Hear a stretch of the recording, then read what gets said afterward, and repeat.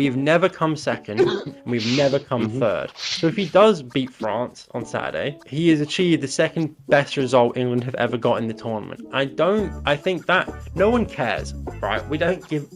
Frankly, we don't give a single shit about coming third or fourth.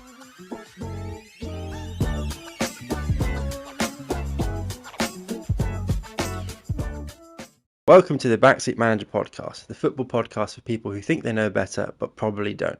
I'm your host, John Luke, and here with me today is a recurring guest, Matt. Welcome back. No longer special guest, I say. You've had enough time in the sun. You're now just a regular guest. You join the ranks of everyone else. Everyone else. Everyone else. You are everyone else, but it doesn't matter. It's fine. The quarterfinals and semi-finals have both concluded. Some going the way we wanted to, some regretfully not. I'm not salty about any of the games still, but we'll talk about that in due course. We're going to throw ourselves back, Matt, to the first quarterfinal game. We're going to go through all the matches. We're going to talk about what we think. We're going to get our opinions, and then we're going to get some results for what we think the final is going to be like. And the loser final, because obviously we can't forget about the loser final. Because how could we ever? But we'll go back to the first quarterfinal, which was France against Morocco. 2-0 France. Dembele and Mbappe both getting a goal. I'm pretty confident both of us, we each thought that the other person would score, or that our person would score. You were like, Mbappe will definitely get one. I was like, Dembele will get one, and they both got one. So, shock, really. I mean, the game between France and Morocco is pretty, possession-wise, it's pretty dead even. Both teams actually have 46% possession. There's only 8% in contest. But it just didn't play that way at all, I don't think. I don't think Morocco ever really got going. There was no confidence on the Moroccan side that they had any capability of beating France. No, and that sort of came through from their performance. They were missing Saibari from up top, so they're missing their striker. And I think that really, they got to areas and pretty much just didn't know what to do with it. That sums their whole performance up. But it really does. I mean, even if you look at their attempts at goal, France had 22 total attempts. Morocco had 5. I mean, they didn't even get remote. They were just, you can just tell that they've been pressed from minute one, and it's just one-way traffic the entire game. I mean, Deschamps clearly was pushing to get through, and I mean, he did. I mean, but the thing is, I don't even think, up until the semi-final, I don't think we remotely saw a France team that had to push at all. I mean, you took Mbappe off in the 77th minute. That's how you know. If Mbappe goes off in 77 minutes in a World Cup quarterfinal, you know that the game is already won. It's just ridiculous. Yeah, they were confident.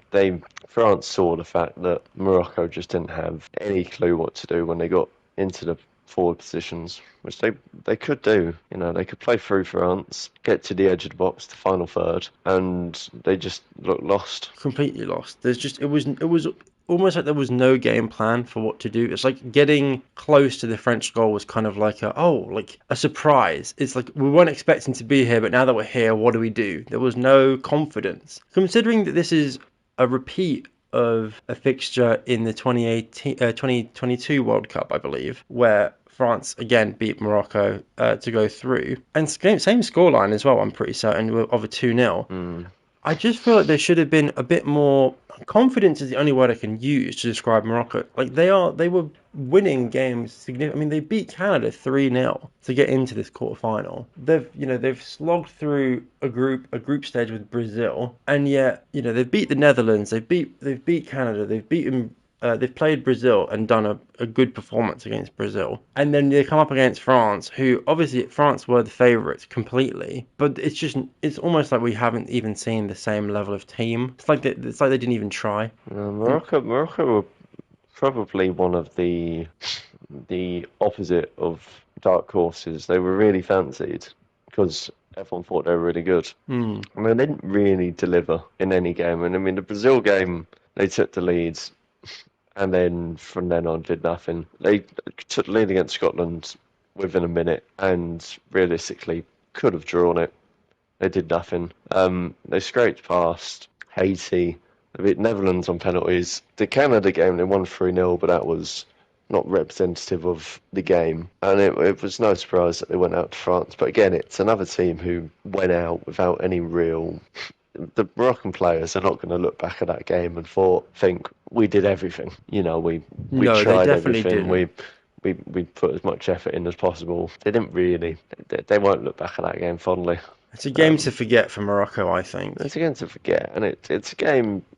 They could have turned it into something else. They could have turned it into a slog. Um, but at the end of the day, I mean, you are missing one of their best players up top. France have a full strength squad. And a full strength bench as well to put on top of it. I mean, if you can afford to Which, take off some of your star players and replace them with equally high level talents in a yeah, quarter-final of the World Cup, that's a joke. and to be honest, France could have made it more. I Oh, think France, 100%. I think France sort of towards the end played into the sort of theme of the game and let off the gas. Brought on Mateta from Mbappe, who could have scored two or three. Hmm. I mean, yeah, that's poor showing, but I think it's poor showing from the whole tournament by Morocco. I think so. I would actually agree with that because I don't think that I they've had any kind of like and unlike all previous tournaments, they've done really well and they've pushed, but I don't think we've seen they've done anything well. major from them. Maybe it was the pressure of being fancied. Um, Hmm. and possibly the AFCON final, which they at this moment technically have won, but that's probably knocked them Yeah. because they lost on home soil when they were fancied favourites. But to be honest, I was disappointed with every top African nation. The Senegals, the Ivory Coast, the Morocco. I was disappointed with. I I was gonna really say, expected them to be a lot better. do you think that I want to bring back to this point because I actually think it's a really good point to discuss. Do you think Morocco, because in previous tournaments they have been so not favoured, no one expected them to do anything in any previous World Cup, and then they've gotten to the semi-final of the, I want to say 2018 so badly, but I think it's 2022 It's not. Yeah. of the 2022 World Cup. They've presented themselves as not a powerhouse team, but they've presented themselves as a team that is capable of getting to the deep Mm. stages of this tournament. And then they've done what they've done with AFCON, getting all the way to the final and winning, not winning, whatever you want to call it. Do you think that has played a significant role this tournament? And people aren't looking at Morocco going, oh, we don't know who they are. People are looking at them going, it's Morocco. This is going to be a difficult game. And so no one's underestimating them anymore. No, I think that does play into it, and I think you also have to remember they're a very together squad, but they've changed their manager after the Mm, AFCON final. So it's a new manager with a squad of players who are together and who have played together a lot, and it just didn't quite click. Which is a shame because I thought they really could have got further. But I suppose when you meet France at that stage, it's yeah. there might be that mentality thing come into it. Yeah, with France being so heavily favoured for this game and for the whole tournament, regardless of what kind of momentum run Morocco had going, that's not an easy thing to counteract. But I'm not sure. I mean, do you reckon we could ever see a Morocco lift the World Cup? I mean, they've gone semi-final, quarter-final, won AFCON. We've seen already in this tournament that African nations have gone above and beyond with 9 out of 10 of them getting through to the knockout stage. Tunisia falling short. We're not going to name names, but so I mean, do you reckon it's possible? Do you reckon it is possible for Morocco to win the World Cup? Well, yeah, I think their best shot is next World Cup because I mean They're a that one host. is Yeah. one of the Well, hosts. it's, So it's across 6 countries, the 2030 World Cup. You've got the inaugural matches in Chile, Uruguay, and Argentina, and then you've got the remainder of the tournament in France, not France, in Spain, Portugal, and Morocco. mm, I mean, that is going to be a real logistical nightmare, it's just surely. strange. It's It's just just, strange, I don't especially get when you it. consider you could have just put it across. You could just put it across Spain and Portugal. They've got stadiums. Yeah, and also, But I like, suppose if Morocco have built new grounds recently, upgraded a lot of their stadiums for it. So See, I get that, but my thing is, I know that they want to do like a whole thing for the like original, to mark the original World Cup that was in Uruguay in mm, 1930 with the 20th, it's 100 years on. But if you wanted to do that, surely just make the entire World Cup in Uruguay. Like, why have they and like why have I don't know if Argentina they and could. Chile got like is it Argentina and Paraguay? Maybe not Chile. I think Argentina, Paraguay, and Uruguay have got the inaugural match, 3 inaugural matches, and Mm, then the remainder of the tournaments back in Europe and like North Africa. I just well, don't to be understand the honest, I logic. don't think they could afford it. I don't think those countries could afford to put on a full World Cup. I think they probably could. They just got to dumb it down a little bit. Like I don't think. I honestly think that we've kind of reached a plateau in terms of the cost of this World Cup. With Qatar being so expensive, America, Canada, Mexico being so expensive, I reckon we start like, making things more efficient. We start like removing some of the costs of these things because Well, to do that, you go to countries with established stadiums, which, true. America does have, and Canada and Mexico and Qatar didn't, and I don't think Uruguay and Argentina and wherever else it is have enough established stadiums that would be up to FIFA standards. Well, I'd love to know if that's the real like cost. Like, where I would love to see a breakdown of the FIFA World Cup costs because I understand like the getting the stadiums ready is probably like half of it because there's all these really harsh requirements for World Cup pitches, Hmm. and then I assume like the nation pays like clubs to use their facilities to host other countries. You know how like Inter Miami hosted Hmm. Argentina and things like that. Did they host Argentina? I just don't know if that's true. I Um, don't know. but that sort of thing, right? I wonder if that. I wonder where I would love to just see like a breakdown of like what the costs are for the World Cup because I feel like we Hmm. could probably I feel like we could probably streamline some of those. Well, you probably could, but a lot of them are, to be honest, a lot of the cost you wouldn't even think of something costing that much. There'd be so many hidden costs and so many things that mm, you couldn't even think of that you would have to pay for. Licenses and probably taxes on certain things, and you never know. But I mean, I think the average cost of a World Cup sort of did plateau for a while because we went to established nations, but actually, to be honest, South Africa Here's the thing. wasn't I established. would love to know the cost of of the South Africa World Cup and the Brazil World Cup in 2014, and compare them with Qatar and America, Canada, Mexico. Well, Qatar is way out on its own. I think even compared to Qatar this costs one, about right? 300 billion. Oh yeah, but Qatar probably cost 20 times what this World Cup cost Hmm. because America didn't have to build stadiums. Yeah. Although Qatar had to build The stadiums. Qatar stadiums were nice though. They have been abandoned in the desert at the moment, but they are. You got to admit they were nice looking. Especially Yeah, that they were one that nice. had the like the stadium that was made out of like shipping containers. Well, that's That was been cool. deconstructed. Yeah, 100%. But that was cool. And that's kind of a unique thing. But then Brazil, like I'm thinking about this sort of in terms of with Brazil. Like Brazil can't like I know they have their own league, they have Santos and whatever, but they don't have large scale stadiums like that. No, Surely. and I definitely, like I said, America, Canada, Mexico have big stadiums. Mm. But yeah, Brazil didn't have as big a stadium, but I suppose I don't know. I don't know what the attendance was for all of them, and I'm not sure. yeah, I've seen some news reports that apparently Trump wants to have the 2038 World Cup, if I've just got that solely in right, America. solely in America, because I think it's another bid for like Canada and USA or something like that. And he wants to Yeah, remove the other nations and just have the USA host it. Which, well, let's be honest, his good mate Gianni is probably fucking doing that now as we speak, being like, "Yeah, sure, mate, I'll get it sorted." Is Gianni Infantino like the ultimate wheeler dealer of the World Cup? Do you reckon he's just there like he's such an awful. he's got like every like host nation on speed dial? Like, yeah, mate, don't worry, Yeah, I'll get you sorted. Blah blah blah.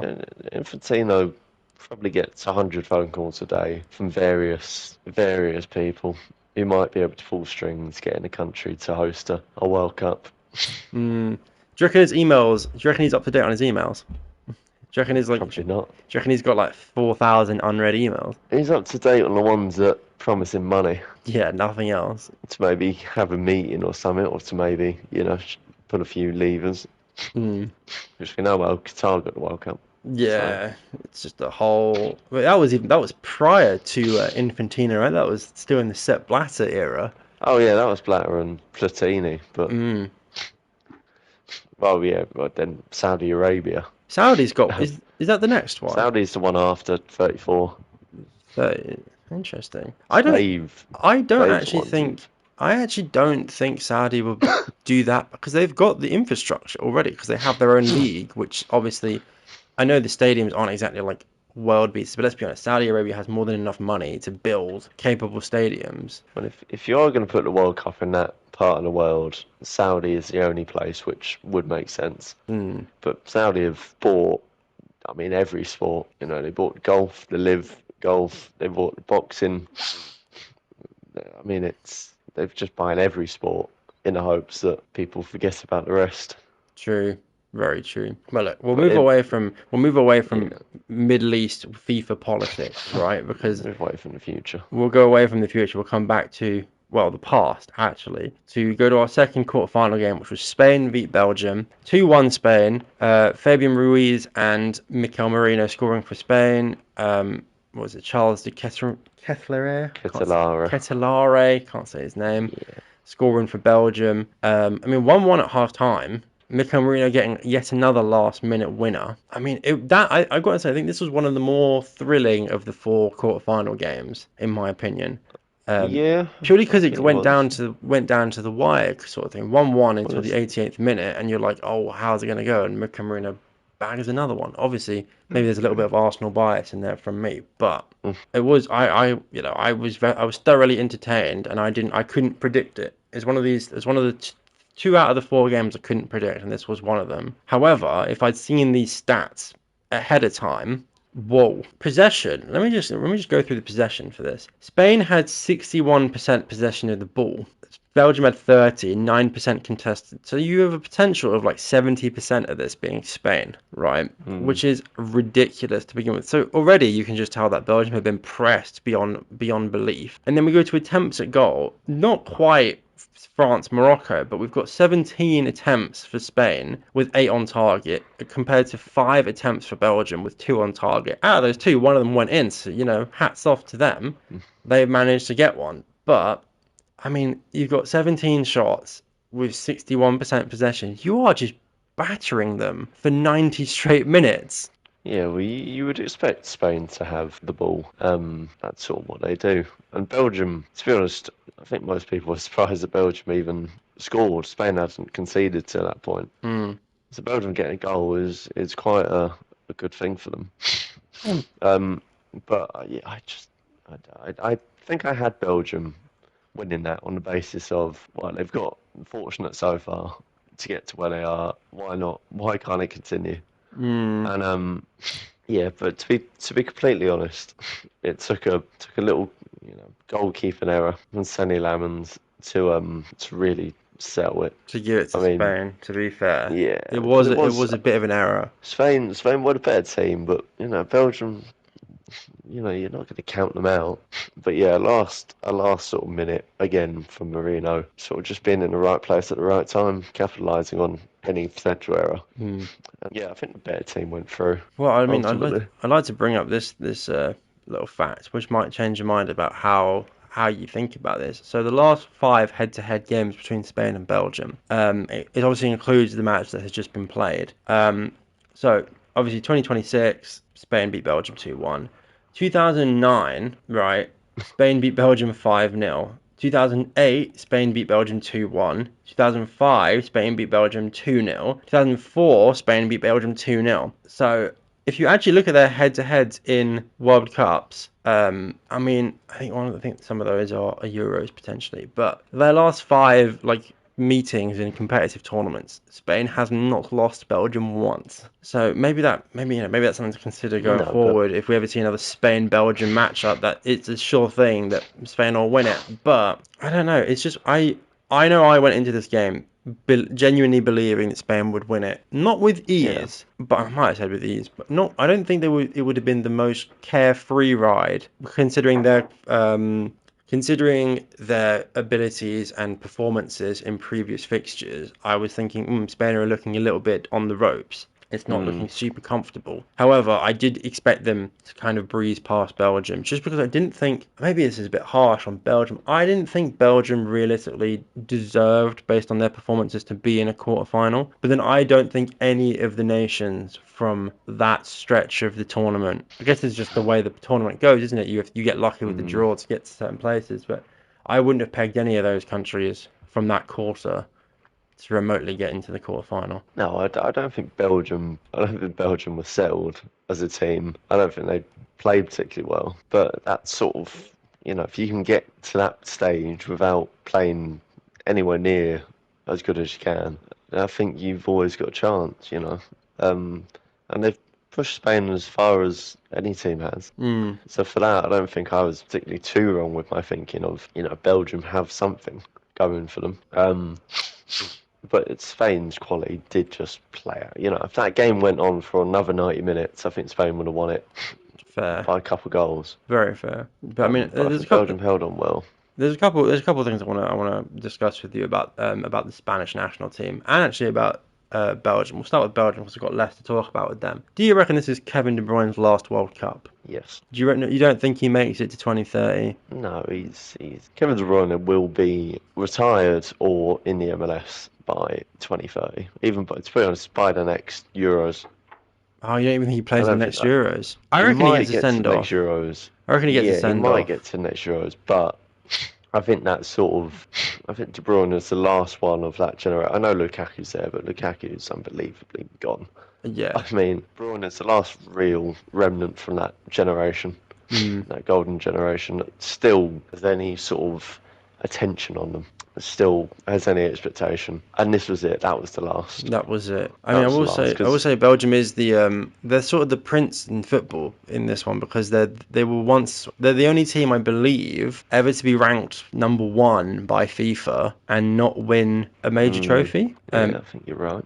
And I do believe I could be slightly off with that, but that is what I'm convinced it is. But if you're Belgium, do you replace your head coach as a result of these I performances? think their head coach Rudy is an idiot, Garcia. really. I mean, even just the look of him on the touchline, he doesn't inspire Mm, any confidence, really. He's really not. But I suppose, but I mean, I think Belgium would have preferred this guy in charge of their golden generation than who they did have.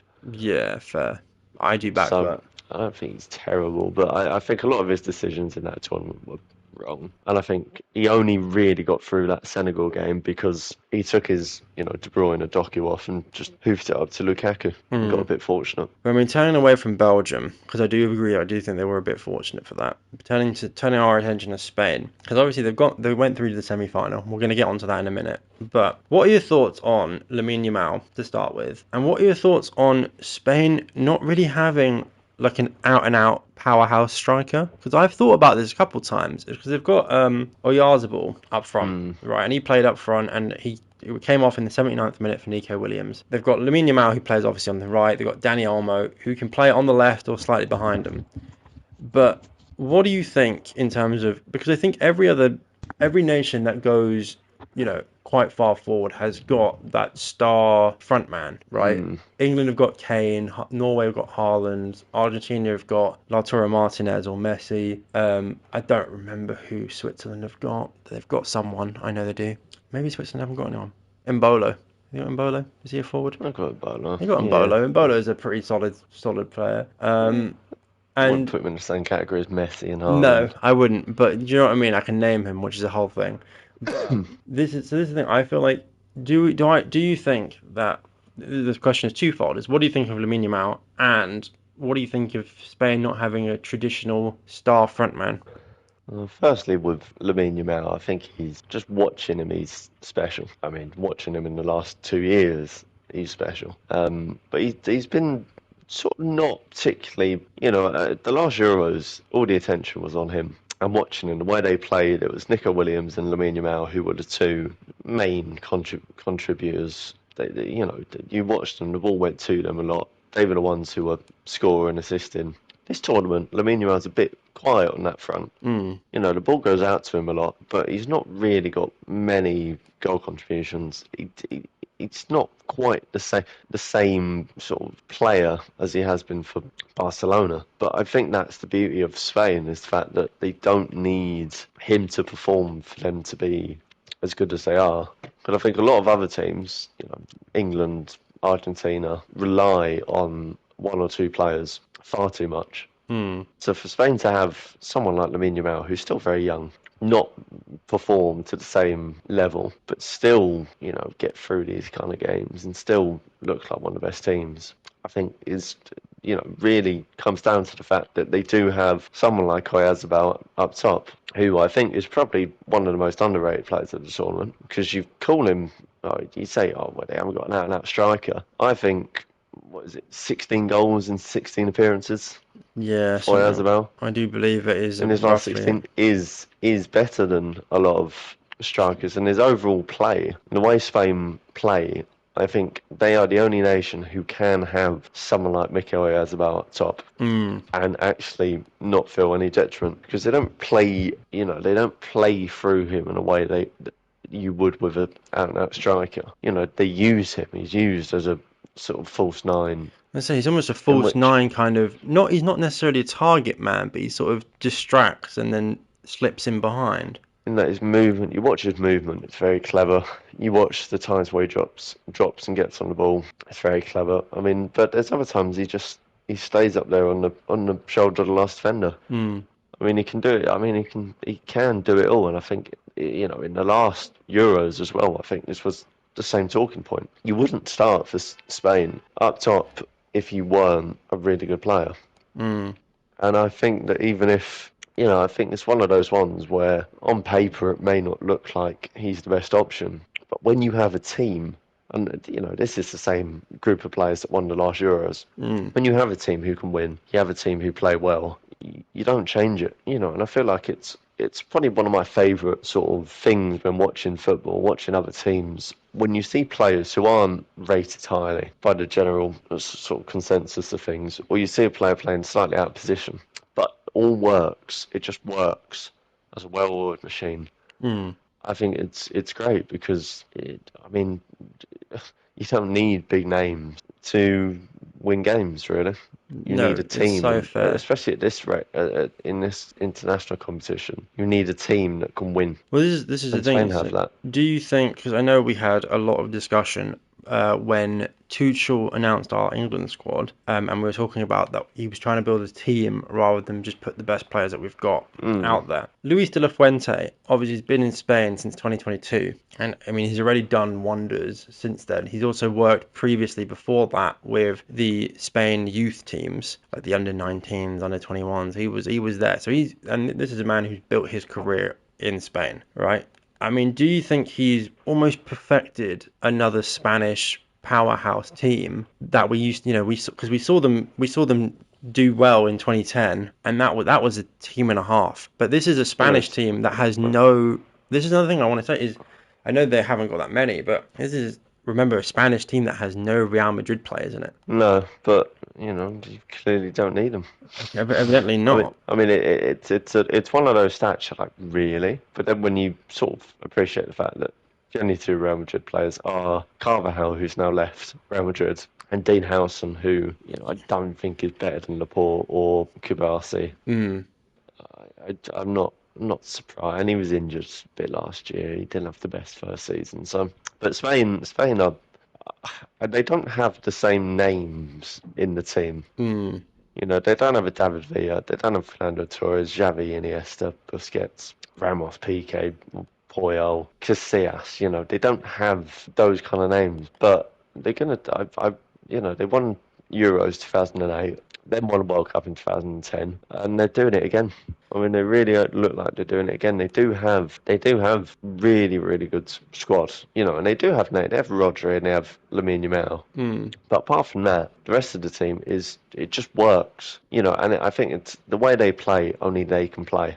You see, and we discuss the game against France later, but when you see the way they play and what they did to France, they're the only team in the world who could do that. And it's 100%. instilled in them. It's instilled, 100%. so it's sort of you don't need Xavi and Iniesta to control the midfield.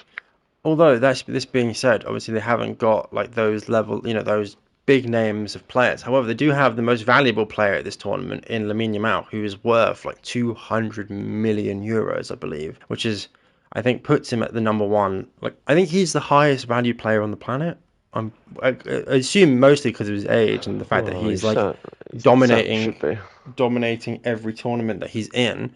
He's also Well, never he lost hasn't to lost yet. he's never Yeah, lost to Mbappe in any final well, he's either. never lost to Mbappe. He's never lost when he started for Spain So I mean, in a major tournament. Well, I and think also, ever. is there even, how you have Messi, Ronaldo, you have Haaland and Mbappe, right? These are the two. Every generation has its own, one for one Rivalry. rivalry. Does Lamine Yamal actually have anyone to like rival? I don't think he. I can't name another like 19, 20-year-old player or and Not at someone. the same age. But that's the thing is like everyone like Haaland and Mbappe, they're basically roughly the same age. Messi, Yeah, but Ronaldo, Mbappe, roughly yeah, the but same age. Mbappe came through earlier than Haaland. So it's kind of a case where Oh, there's some there might be 16-year-old out there who just we there haven't might heard be of a yet. 16-year-old Swedish kid or Brazilian that will get a move, and it's because there's some good young players out there. Mm. But yeah, to do what Lamine Yamal's done at his age is It's astronomically amazing. I don't quite think frankly incredible. I think he is very much he's going to be one of the greats. I think if he continues to perform the way he has been. Well, I think he'll have a similar career to sort of Neymar. You I reckon? think he'll have a great spell at Barcelona, but it would not surprise me if he can be tempted away. I don't You reckon know, if anyone can buy him off, but I don't reckon. I reckon Barcelona do everything in their human you power. said that about you would have said that about Neymar. The I thing know he with didn't come Do through you at know the what the difference with Neymar is? One, he didn't come through, and two, they had Messi. It well, sounds they're so Messi it sounds Suarez, so but shallow, but like when you have Messi, who is basically like the messiah of football, you don't care. Like Messi was 100% the focal point. Like they would have anyone at that point would have sold Neymar to fund oh Messi. yeah, But yeah, I don't know. I reckon considering he's come through the academy and I reckon he probably follows the same trajectory that Messi does. I reckon he stays at Barcelona for the majority of his career. right. There's something about Lamine Yamal that I hope for his sake he's advised better than other Mm. young players who've had similar rises and similar talent. No, I definitely agree. Because I think Lamine Yamal possibly might be tempted away to follow to follow maybe a friend of his playing for another club or follow something that's been sold to him other than football. No, So fair. I hope he has a better. Like I said, I hope he turns out to be like Neymar, just with better career choices. Mm. But he's got the talent. He does have the talent. But speaking of talent, we're going to go over to talk about our main man, Jude Bellingham, because that's a talent. And we're going to talk about the fact of Norway v England. England winning 2-1 in the absolute final minute of the game. Again, we'll just look at some of these stats before we get into like everything else. Pretty closely contested in terms of possession. England 47%, Norway 44%, 9% contested. And I mean, I think this was the game. It was deadlock. This was not going anywhere. Like you could not, until that second goal from Jude went in, you could not tell who was going to get it. And I mean, even in the last few minutes, Haaland's getting a couple of goes at goal, and it's just ridiculous. But possession's pretty evenly matched. Even attempts on goal. This is the first and I think only quarterfinal fixture where the attempts at goal are dead even. 14 attempts for England, 7 on target. 13 attempts for Norway, 4 on target. I mean, it's close. It is genuinely like hair's width close. But I mean, what a game. Like, genuinely, what a game. I mean, this was always going to be, can Odegaard and Haaland topple England, realistically? The answer is evidently no. But I mean, what a run Norway has had in this tournament. Oh yeah, oh Not even to, because I feel like there's other England things we're going to talk about, and I don't want to focus on England too much in this game because I actually don't think England did anything majorly groundbreaking in this match. But I want to speak about Norway mostly because I mean to finally achieve qualification for the tournament and to mm, go to their best ever result on their first go at it in like 30 years is a remarkable achievement that I think is being overshadowed by other things happening in this tournament. But I yeah, mean, I it's think it just is. unreal. Well, I think you saw the reception Norway got when they went home. They were greeted by people on the street. Went straight to the royal palace. Mm, They have an incredible run. And if things had gone slightly different, they could have beaten England. I mean, England, you would have been very disappointed if you lost to Norway. mm, I think I said, if we lost to Norway, I would have been extremely disappointed to lose to a inferior nation. There's no shame in saying that. They're a good team, Norway, but they're not. They shouldn't be anywhere near sort of England standards. We should have dispatched them easy. mm. Um, but that's just not what England do. England make everything difficult. And, a slightly different interpretation of the rules and they go 2-1 up. And it's a different game. But I think once the game sort of went to 90 minutes ended, I thought England would win, and then Bellingham got the goal early. Mm. Norway didn't really threaten past that point. Haaland came off. Once Haaland came off, you knew that they'd sort of thrown in the Once towel Haaland somewhat. came off, yeah, you sort of, But to be fair, Haaland's another player who, in a game like this, he won't turn up because of the way he plays. He doesn't Mm. get involved. And I think that's one thing about Haaland I'm not entirely keen on, is that if his team's not in the game, he doesn't do anything to help. Mm. He doesn't hold the ball up despite being able to. He doesn't come short and get on the ball. He just waits. He just waits like he sort of always does, and it doesn't work in a game that, ultimately Norway had more possession. So Mm. it's not like they could have got, but they just didn't get the ball to him, and ultimately, Bellingham decided to take it upon himself to, To send them home. So to make them send them row home back to and Norway. make him But row back to Norway. one thing I want to talk about with this is we've got Haaland and Odegaard are very much the backbone of that Norwegian team. I think you'll agree with me on saying that. Both of them are in their mid-20s. Odegaard is 27, 26. Haaland's 26, 25, something like that. Mm. Obviously, that's quite young in terms of playing for your international stage, playing for your clubs. They're both playing at the top of the Premier League. Do you think that this could be the sign that we're going to see Norway show up in the Euros, show up at the next World Cup, show up in the Euros beyond that? Is this an era of unprecedented Norwegian power across Europe? I mean, they've got to the quarterfinals on their first go at the World Cup again. I know I've just said that before, but I do think that this is not the last we're going to see of them. They've got the taste now. They know what it's like. No, I think Norway are going to be a bit like the Morocco of the Euros. Mm, They're gonna be a team that you don't want to play. A bit like Denmark a couple of years ago. That team who would get quite far into tournaments, who were going through a really good spell, really difficult team to play. But the difference is that they have Haaland, and mm, Haaland will score you goals to get you to tournaments and to get you in past the group stages, scoring important goals. I mean, no other team has Haaland, basically, and I think ultimately that is make the difference. that's what's going to win it for them. But they Mm. will. They will. I don't know if they'll have a monopoly on on the tournaments, but they certainly will. They certainly will qualify. We'll start seeing more of them in tournaments. Is what Yeah, I'm sort of thinking, because obviously we've had a complete void of Norwegian talent in international stages mm, for a while now. I'm just thinking maybe we'll start to see them come through a little bit more and perform a bit, a higher yeah. level. But to round off this quarterfinal fixture, because we've got a couple of games left to go. Thoughts on England in this game? If you had to sum it up in two sentences, because for me, I'm thinking job done, but nothing special, realistically. Because I couldn't. It didn't fill me with confidence. Like, yeah, we got 2 goals from Jude Bellingham. Yeah, we scored first, but like at no point did I sit there and go, "Oh, we've got this." So I think it No, is another I didn't either. is another England result where I don't want to say got lucky, but we've got past it, and like we've just made it by like the skin of our teeth, and then we're celebrating like we had control the entire time. Yeah, I tend to agree. I mean, we didn't play well, No. and we didn't really capitalise on what we should have done. Uh, but ultimately, we got through, and that's I think yeah, when you play Norway, you ultimately expect to win. Hmm.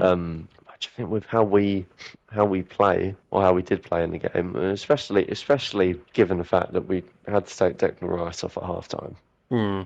I think that's not something to be forgotten. We had to take Rice off at half time. We changed him with Eze, who's a completely different player. I think we got fortunate. I think we got Fair. fortunate I don't think that's an ultimately. outrageous thing to say, because I do agree with it. I do think we were fortunate. It's just one of those. However, we'll move on So, to the final quarter-final game, because we've got a lot to talk about in the semis as well. Is Argentina 3, Switzerland 1. Martinez, who is it? Martinez, Alvarez, and McAllister getting the goals for Argentina. Ndoye getting it for Switzerland, and Mbolo getting sent off. So the great striker Mbolo that I was mentioning before has been sent off. So yeah. that is also something to put into my great width of knowledge. I'll be honest, there is not a lot to talk about this game. because it was just one-way traffic. It's just what it is. It is unfortunately one of those games where, similar to some other games in this tournament, Mm. let's just look. We'll look at possession: 54% for Argentina, 37 for Switzerland, 9% contested. Right, attempts at goal. I mean, you've got 22 attempts for Argentina, 11 for Switzerland, 7 on target for Argentina, 5 for Switzerland. I mean, they're just like, I don't want to say that they just got outplayed, but they did just Mm. get outplayed, is the only way I can put it, frankly. That, Argentina scoring the 10th minute, right? Mm. Yes, this game does go to extra time, and because Ndoye gets it in the 67th, it goes and ends at 1-1, goes into extra time. However, I don't even. It sounds bad. I don't even think I don't even think it should have done.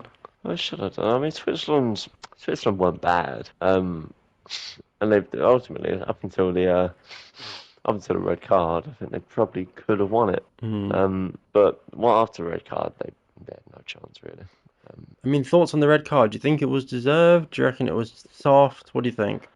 Well, I think it's no conspiracy. Mm. Ultimately, that's the rule. We've seen it a few times in this tournament already. This sort of mistaken identity check that they do Mm-hmm. before the player dives. I think when you really think about it, he's dived. It was on a yellow. He got a second yellow, but it did change the game because Switzerland were in it at that point. They weren't completely out of it, and they certainly could have won it. I mean, if you're a Swiss fan, are you happy with your team's performance, or are you thinking we? Oh, I think when you think of back to their first game Hmm, against Qatar, you're happy.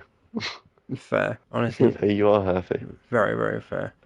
But they could have won it. I mean, again, like similar to Belgium, if we look at the head-to-heads between Switzerland and Argentina, the last three, because they've only played each other 3 times in Mm, competitive tournaments. Obviously, yeah. in recent days, they lost 3-1. In 2014, in the round of 16, they lost to Argentina 1-0 in Sao Paulo. And then there's a little bit of a gap, I'll be honest, because the time they played each other before then is July of 1966 in Hillsborough, where Argentina won 2-0. So I'll be honest, I wasn't expecting such a huge chasm of time to have passed. That apparently Argentina just never play Switzerland. Well, Um, you wouldn't expect them to. no, true, but Different. I would expect, Switzerland's a top European side. I would expect that they would have faced Argentina a couple more times than they have, but I guess not. But I mean, if you're Switzerland, if you're the Swiss fans and you're Swiss Hmm. fans, and you've got, you see the Euros in 2 years, you've seen the run that your team has done in this tournament. What is your are you sticking by your guns? Or are you thinking, right, now is the time for a change? We need to like really readjust before the next tournament comes around. I think there certainly is time for a change for Switzerland because they haven't really changed in the last 4 or 5 years. Mm. So I think the things will change. They've had the same manager for ages, a lot of the same players, uh, and they'll.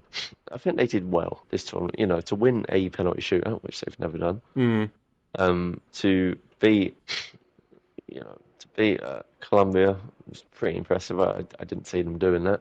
Yeah, I didn't see that either. I mean, And ultimately, beat Algeria as well, going through that side of it. yeah, getting through games that you think they should do, I mean, it's good for them. And then taking Argentina to extra time is, it's a good effort by them. I mean, lest It we really forget, they is. they topped their group as well. Granted, their group had Canada and Bosnia in it, but like they topped their group. Well, they have a host nation in there. I mean, Bosnia were pretty poor, but Mm. yeah, but like I said, from where they were on the first game week, thinking, oh God, all this sort of promise Switzerland have, and they've lost or they drew. I think to where they end up, getting to a quarter final, losing to Argentina, it's fine. It is But where fine, they I go from think. here, I don't know because I think that's probably as far as they can get with the Mm. current sort of squad, and No, I uh, would agree. I would agree. and I just don't see them going any further. But I think it's one of those ones you have to appreciate what you have. They have a, Mm. a stable team, a manager who's been there for years, and they have They expectations have like everyone, but expectations. but they're not gonna win the Euros. So I think You solid progression, never mate. say never, I guess, but a solid progression, I think, No, is the you key for wouldn't that say Swiss team. never. You wouldn't say never. But I think what's more important for Switzerland is the fact that they have some decent young players, Hmm. like Manzambi, who's just gone to Villa, and a few other young players who, will be in that team for a while. Hmm. And that's ultimately more important for Switzerland, building the building blocks for if they ever do get anywhere, just to build for the future. But I to think so. appreciate what you have now, don't be chasing results. Fair. I think that's sound advice for the future of Switzerland. Yeah, I would say so. well, they can thank me if They can thank you. they get far. They can come back to this podcast and thank Matt for dedicating the Swiss national team to their first Euros victory in Good on you, 2047. Switzerland.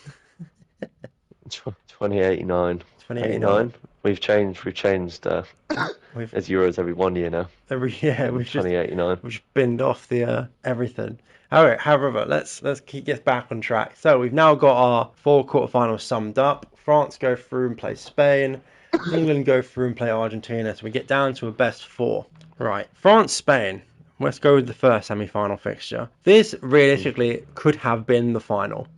I think Yeah. if you said to someone the final of the 2026 World Cup was France v Spain, nobody would bat an eyelid. They'd be like, yes, that is a high level match in Dallas. I mean, it was unreal. Everyone, I believe, going into this was of similar mind. Spain have struggled to get to where they have. It's not been an easy run for them. France have not even got out of first gear. No. So everyone was like, right, France will take it. It might be close, but France will take it. Turns out it wasn't close. Turns out France didn't take it because Spain won 2-0. Shocking, I would like to say, half the planet. Shocking the entire nation of France. Shocking Mbappe. And ultimately sending France into the loser final, which they did not want to be in. However, we'll run it back. We'll look at the Oyarzabal getting a penalty goal in the 22nd minute. Pedro Porro sealing it in the 58th. I can't say I'm happy about a Spurs player getting a sealing goal in the semi-final, but it's fine. He did it for Spain. We've got possession stats, right? Deadlocked even. France 46%, Spain 45%, 9% in contest. So it's going back and forth, right?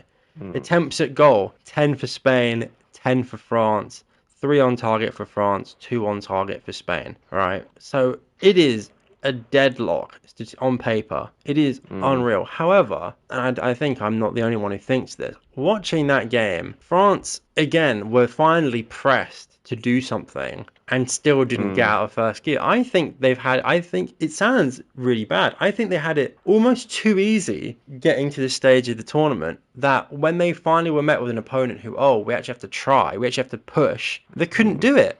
They couldn't do it. They Yeah. completely faltered under their own almost confidence that, we are France, we're getting to the final. They've been to the last two World Cup finals. I think they got to the semi-final and thought, well, it's a guarantee. We haven't even had to try yet. And then they didn't try and got battered. The penalty won by Lamine Yamal in the French box, it is a foul. I mean, it's that is, I think that entire foul sums up Spain finally pressed France where it hurt and France couldn't Yeah. handle it. To be honest, I think that probably does sum it up. Taking your eye, or having your eye on one thing and forgetting that there's other things going on. I think France had it all thinking, oh yeah, we'll be in the final, we'll win. Because also they've been told that they're the best team. Yeah, they very Not much just know not that just by they're the French favourites. media, by everyone. Everyone agrees that they are the best team on this tournament. And I think just when it matters, they just didn't manage to kick it up, kick it up a gear, which is strange I mean, considering it is they've got odd. to the last two finals. It is definitely odd. I mean, Didier Deschamps is now left as friend. This was his final game is the loser final, I believe. Yeah, And then he's done, and Zidane has officially been announced as the replacement for the French national coach. I mean, I would say Deschamps has done quite well as French head coach. Wouldn't you agree? I think he's done well, but I think when you do think of the players he's had, the squads he's had, 20 win one major tournament. Yeah, but he's got to the final of the last three World Cups, two World Cups. He's got to the final last two World Cups, final last 2016 Euros. He's got three major finals, I mean, you got to think and he's won one. he's been the French manager since 2012, right? He got to the quarterfinal of the 2014 World Cup. He got to the final of Euro 26. He won World Cup 2018, right? He got back-to-back final appearance in 2022, semi-finals of the 2026 World Cup. I Mm. mean, you wouldn't look at him and be like, that's a poor manager. No, no, you wouldn't. But then again, You I don't. agree. You look at the players that he's got. But you look at the squads he's had, and I don't think there's many better teams in those tournaments which he hasn't won. So No, ultimately, I you would could agree. look at it and say, well, maybe, maybe he could have won one more, or should have won. But Possibly. ultimately, I mean, they're a good team, France, Hmm. and he is a good manager. I They have mean, done well. and they will continue to thrive, France. And I actually think bringing Dan will probably. I mean, it could go either way. It could stifle. It could excel. Yeah, it could be A big of a name at the top. too big of an ego, too big of a name, or it could just be right. You never Hmm. know. You never know. However, Spain go through 2-0. The Pedro Porro goal was great. Yeah, I've got to give praise where praise is due. What a goal! And ultimately, I mean, I was happy to see France get knocked out because I kind of didn't want a tournament where France are just the best team and then they just win it. mm, And in terms of being an England fan, I really did peg that, we would have a much easier time. Not like we would win, but like we have a much better chance of beating Spain than we do beating France, frankly. I think if anyone yeah, was going to beat France in this tournament, it would have been Spain, and lo and behold, they've done it. So, I mean, it's definitely just, I'm happy to see this result, essentially. I'm very happy to see yeah. it. I'm surprised by it, but watching it, Spain passed them to death. Mm, You know, how is Mbappe and Elise Dembele ever going to do anything if they don't have the ball? You this know, is I'm not true. being funny. They didn't have the ball. They didn't get the ball. They had one counter attack in the first half, and that was it. I mean, there was nothing that they could do really. I mean, And looking at the past head-to-heads between France and Spain, the last five, including obviously the one that's just happened, Spain have won 4 times and France have only won once. The last time mm, France beat Spain in a genuine competition was the 2021 final, right? That they played in. I can't remember what that was actually. That's the not. Nations League. Was that the Nations League? That was just no one really. I've got to say, no one gives a shit about the Nations League. It is a meaningless tournament. But I mean, even then, like, so if you take that out of it and actually talk about competent competitions, Spain have Yeah, never lost to France in the last four fixtures that they've played, yeah. right? But yeah, France just have the better team, and it just comes down to we were all wrong, basically. Everyone was wrong. We all thought France would have it. Spain took it. Fair enough. But Mm. Spain go into the final, France go into the loser final, and then we move to our second semi-final match, England versus Argentina. Right. Are you strapped in, ladies and gentlemen? Because this is about to get extremely, extremely salty. Argentina 2, England 1. England have lost. We are not bringing the World Cup home. Despite the fact that Gordon scored in the 55th minute to absolutely send the entire nation into pure ecstasy, only to have the Chelsea's main man himself, Enzo Fernandez, score in the 85th minute. And then we thought, okay, we'll bring it to extra time. No, no, no, we won't. Messi crosses it into Lautaro Martinez, who scores in the 90 plus 2 to seal it. Mm. And there is absolutely nothing England could have done about it beyond that point. We'll go over the possession stats real quick because we love a good statistic analysis, right? 35% possession for England, 56% possession for Argentina, 9% contested. England had 5 shots, 2 on target. Argentina had 15 shots, 5 on target. Now, those stats are unfair purely because after Gordon scored his goal in the 55th minute, we take off forwards and we put on defensive players and we essentially park the bus from the 55th minute hmm and we do not push forward for the entirety of the second half. There is a heat map that I saw that has Declan Rice as the most forward player from the 55th minute onwards for England. Kane is essentially a centre back for the entire second half. It is Yeah. an extremely strange decision tactically, I would say. Having just pure There's a lot of defensive. words you could use There's a lot of other words than you could strange. use. Wrong, I think, is one. Boring is another one. This is the exact reason. I don't. It's the thing. I don't want to hate on Tuchel too much, right? Whilst he got this one catastrophically wrong, well, which that cannot be understated enough. He has put us in the World Cup semi-final on his first go at it, and if we do win the loser final on Saturday, then we achieve third place. That is our best result since winning it in the World Cup Mm. ever. We've never come second, and we've never come Hmm. third. So if he does beat France on Saturday, he has achieved the second best result England have ever got in the tournament. I think that no one cares, right? We don't give.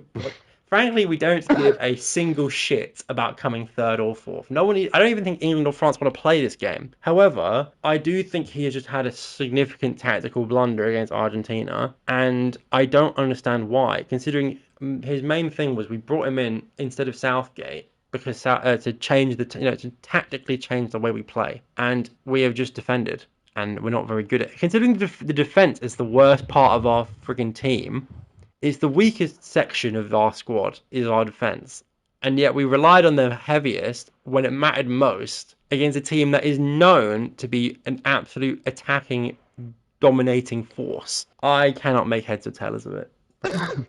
When Tuchel came out after the game and he said, I don't have the exact quote, but he said, everyone makes the right decision in hindsight. Well, I say, no, Thomas. Everybody knew that we were going to lose that game. Every single England fan watching that game knew that from the 75th minute onwards that we were going to concede to because we realised that you weren't going to change, which was ultimately your mistake because when Gordon was still on, you have two players on the left. You have Gordon and Spence. You took Gordon off, and then what happened? Every single attack they had down the right, 2-on-1 against Spence, crossing the ball in. They hit the post. Pickford made a great save. And to change this, to change his own mistake, he made it worse by not putting anyone out there to stop the crosses, but to bring on more centre-backs to sit there, taking off a midfielder, to bring on a centre-back, to give them the space on the edge of the box, to ultimately score their first. Their second goal came from the right across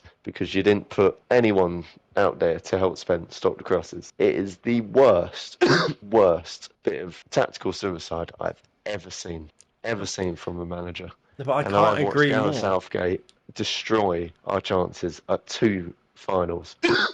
I genuinely can't Of agree what? more though, because it is genuinely tactical suicide is the perfect way of explaining it. Because let's put some things into perspective. Jed Spence, before this tournament began, we all sat, and looked at the squad lineup that was going into this World Cup, and we saw Jed Spence on that, and we were like, what? Why? We questioned it. We're like, what on earth is his presence here? What is going on? Jed Spence has then had, I've got to say, hats off to him, a couple of quite phenomenal games where he's actually Mm, had some key moments. I mean, that tackle that he puts in, I mean, I was over the moon. Like, that is unreal, mm, right? And he did turn into a prime defender for a couple of moments. And I was like, you know what? If he could do that constantly, he'd be one of the best defenders in the Prem. He doesn't, so mm. he's not. But like we know what it means. But regardless of the fact, is you left Tuchel. This is to you. You left Jed Spence alone to defend Messi. Like I'm sorry. Not just Messi, to defend Rodrigo de Paul, who is one of the best crossers of the ball, Mm, probably in the world from what he showed. 2-on-1 against Jed Spence. yeah. And the worst thing is, and do you know what it feels like? I trusted Tuchel. Mm, This is why it hurts more. I don't it to be honest. I'd admitted defeat. I'd got over the fact that we had lost that game in the 70th minute of that game. I knew it. I knew we'd lose. I knew we'd lose. But what really hurt me was the fact that Tuchel, before getting the job, or his interview before the job, pretty much said Gareth Southgate. He didn't mention him, but subliminally, he said Gareth Southgate didn't want to lose more than he wanted to win. And I thought that is perfectly sums it up. Perfectly summed it up. And he said, we want the players to enjoy the winning, right? And we mm. want to attack, and we don't want to just concede possession and defend. And I thought, great. And every game, that Croatia game, the first game where we were 3-2 up, and he brought on more attacking players, and we went on to win the game 4-2. I thought, finally, we have a manager who will take the initiative and go out and actually use the players and the quality that we have to go out and win a game. This mentality of being inferior to another team, it's over. Shock. You know, It wasn't. and when we beat Mexico, which was a with 10 men at the Azteca. I thought, wow, this team has something. Beat Norway. I thought, right, we've got Jude Bellingham, top of his form. We're going to go into a game against Argentina.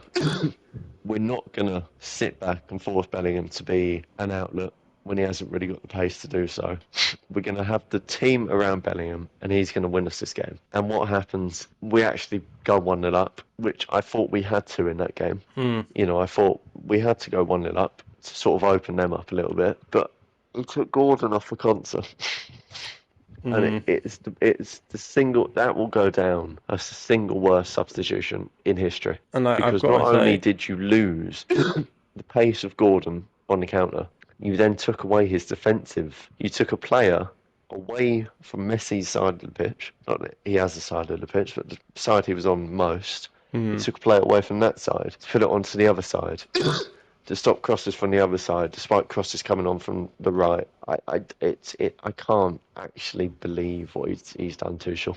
no, I can't believe it And either. I attribute everything, that whole loss, I attribute to him. Yeah, because it is. I And, think it is a serious tactical you blunder, know, and he is and to be responsible honest, for that. looking back at all the last major games, it's not outrageous to say that our last couple games, the semi-final in the 2018 World Cup, the Euro final, or the two Euro finals, and this game, have all been down to managerial decision. I think the players have played fine. You can't. No, we haven't made a mistake. Not a single player's made a mistake. They've all played well. We've taken the lead, right, in most of them, apart from the 24 Euro final. Taken the lead, and a manager has taken off a player. Right, 2020 Euros, he took off Declan Rice for Jordan Henderson. We lost control of the midfield. This game, he took off Gordon, Spirit Conser. We lost control of that side of the pitch. And it's another case of these players, you know, these players they came out after the game and pretty much said, you know, we completely disagree with what the manager asked us to do. And they couldn't completely say that, but they all But they said it. have done in a manner of speaking. They But all look, said we should have carried on pressing. but look, Every single one of them. Tuchel's contracted, and he's said and he's spoken out that he's going to be there for the home Euros in 2028. Right. I do think he is now officially on the chopping block as a result of the way we've lost this. Well, I don't think his position's tenable. No. I really don't actually believe it's tenable because the players know that he cost them the match. Every single person in England did not Knows. want to lose that way. No. This is the thing. I I don't. also think If I we said this to lost, someone. It's not that we lost to Argentina. It's the way we lost to it's the Argentina. way we lost. And do you know what's the most embarrassing thing? What? Egypt scored two against Argentina.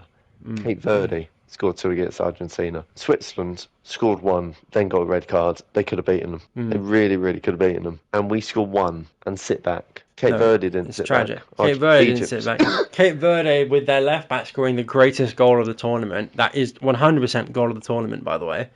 Egypt scored one, kept pressing. We scored one, sit back.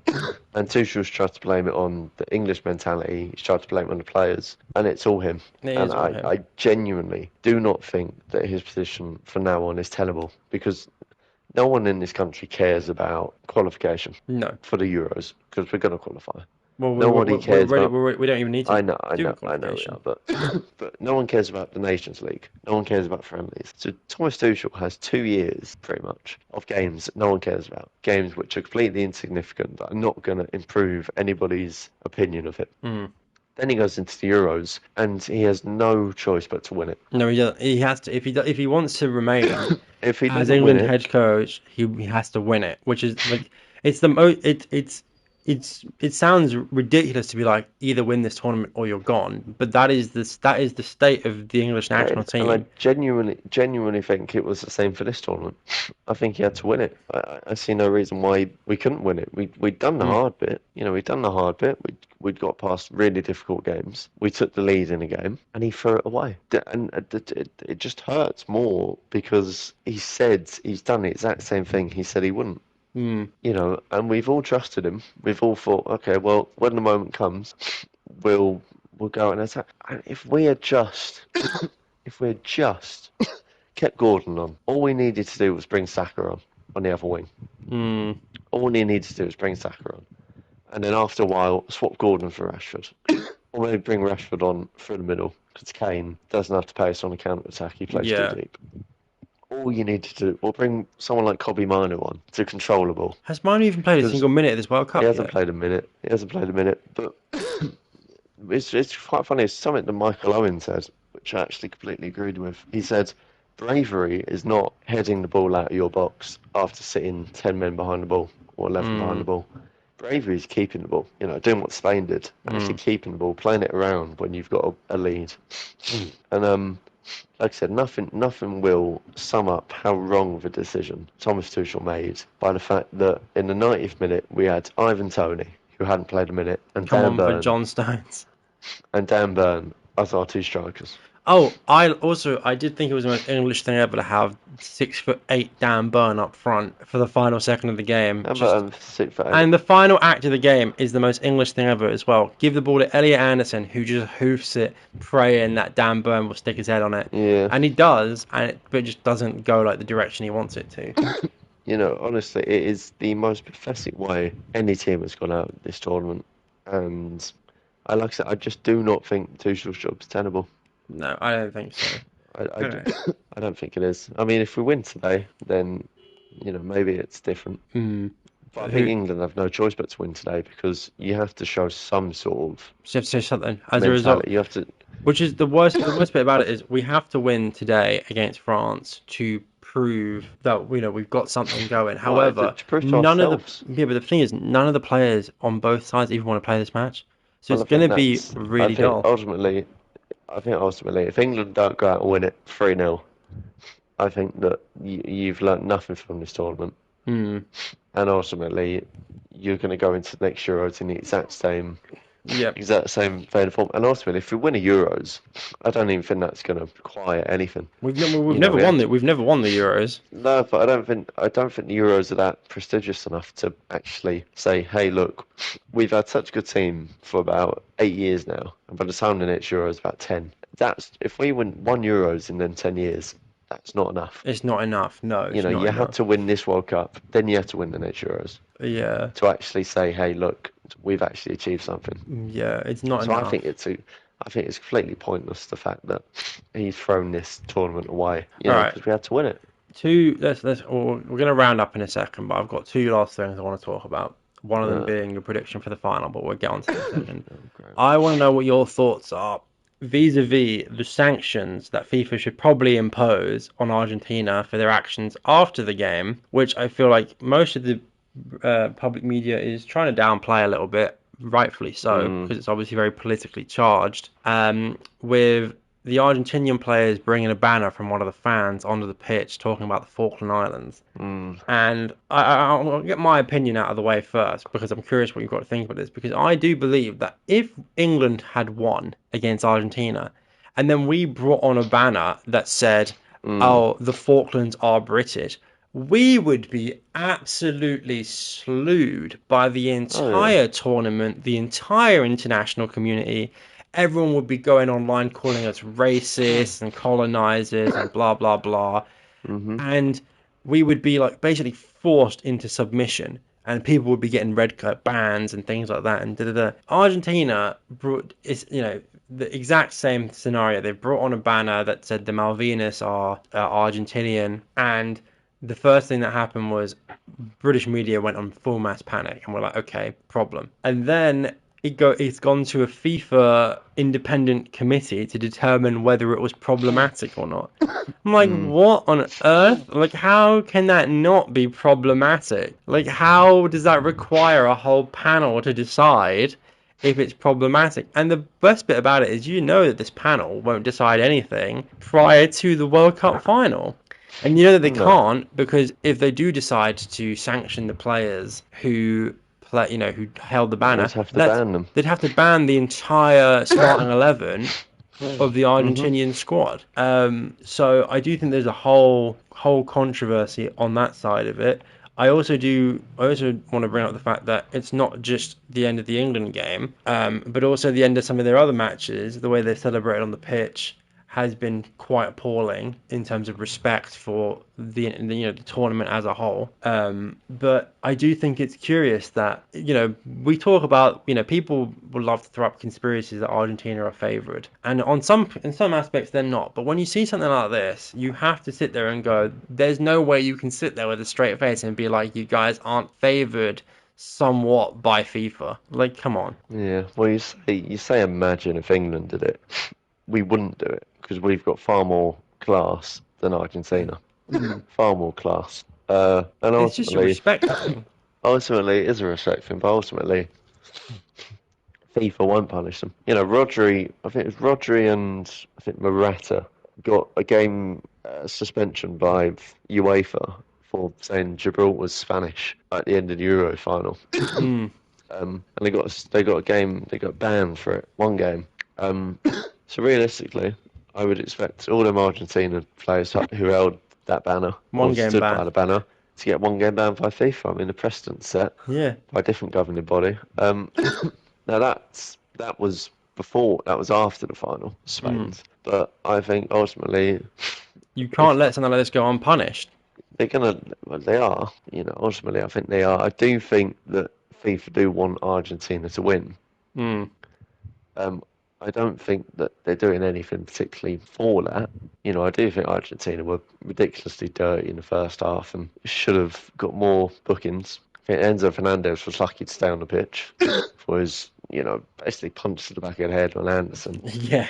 And when you compare it, if you can remember back to the first game in the tournament, South Africa's second red card, where the player Yes. hits the Yes, player in the actually. back of the head and gets a straight red card for Straight it. red. So why is he even on the Um, pitch? Where's I think in if the you same had any tournament? I think you have any consistency, Enzo Fernandez is sent off within the first 5 minutes. I can't wait for the first game of the season, by the way, for the Prem, when Enzo Fernandez comes Oh, if back into London to play Fulham in the first game of the Premier League season away, I believe. I don't know if it's at Stamford Bridge or at Craven Cottage. Um, but I feel like depending on what happens, he's going to get the absolute shit kicked out of him, or he's going to get well, heavily booed. is it Craven Cottage? Have Fulham got any good English boys? They got a Not, couple. not really. Got Smith Rowe, Josh King, Sessegnon. Yeah, Sessegnon will do it. Sessegnon will slide in 2 feet They've and do got no something. real. They've got no real players who would leave one on him. No, But probably not. But it is what it is. But look, okay, so we've got the semi-finals have concluded. We've got a Spain Argentina final. We've got a France England loser final. That's the only way you can mm, really refer to it. Just to quickly sum up, and we'll end on this. Who do you think's winning the World Cup? Who do you think's winning third place? well, I think France are winning third place. Fair enough. But ultimately, I think England have to win it. Mm, Like, I think if England have any chance of winning any tournament, they have to win this one. yeah. They have to win this game. And I think this isn't even a prediction. I just want Spain to win.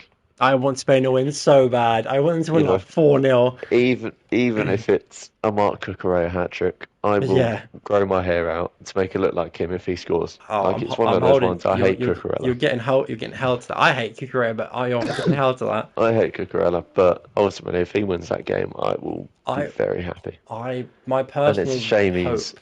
I want Spain to win, and I don't even want Argentina to get. I want it to be so one-sided that it's almost boring. Well, I want Spain to treat Argentina like they treated France. Just Mm, didn't let them have the ball. Um, but yeah, no, ultimately, I think Spain are probably favourites. fair. So I don't think Argentina are that good, Why which is makes it I even also, worse I that also think the global they're there. community. I think the global community stands with Spain at this point. Mm, I love the fact that in England versus Argentina, the only nation that was more, I don't want to say hated, but the only nation that was more like the enemy of everyone else made, people were actually, other countries were actually on England's side. It was a nice feeling. I was like, wow, they don't hate us for once. And it's not that they don't hate us, they just hated Argentina more than they hated us. mm, And I was like, wow, this is a whole new. It sounds bad being an England fan, but you sort of know that you're not popular in terms of the other teams if people favour England over you, because no one mm. likes us. Like, Oh, I know. it's tragic, but I think and hope Spain will win it, and I agree with you entirely. I think France will probably win third place, but England need to win it if we want to prove anything. It's just one of those. Mm. I agree. But that is all we've got time for. Thanks, Matt, for being here. This has been our quarterfinal and semi-final roundup. We'll be back after the final and tournament has concluded to talk about the final and give our overall thoughts on the World Cup as a whole. But it's been a great tournament. We've enjoyed every second of it, except for one specific game on Wednesday night. And we'll see you all very soon.